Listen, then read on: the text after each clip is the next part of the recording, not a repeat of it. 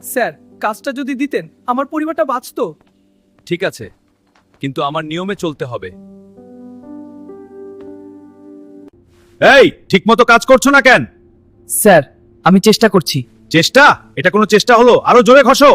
জি sir. দেরি করলে মাইনে কাটা যাবে। স্যার, একটু টাকা দরকার ছিল, বাচ্চারা না খেয়ে আছে। এত তাড়াতাড়ি টাকা? কাজ তো ঠিকমতো করো আগে। স্যার, একটু খাবার। এইসব তোমার জন্য না, কাজে মন দাও। হে আল্লাহ, আর কত কষ্ট দিবেন? আপনি জানেন না আমার জন্য কি কঠিন ছিল। আমি শুধু একটু সাহায্য চেয়েছিলাম। আমি এতটা নিষ্ঠুর হয়ে গেছি। ভাই, আমাকে মাফ করে দাও। এটা তোমার পাওনা। স্যার, আপনি মানুষ হয়ে গেলেন। আজ থেকে তুমি শুধু কাজের লোক না, আমার পরিবারের একজন। ধন্যবাদ স্যার। ভিডিওটা কিরকম লাগলো লাইক কমেন্ট করে জানান।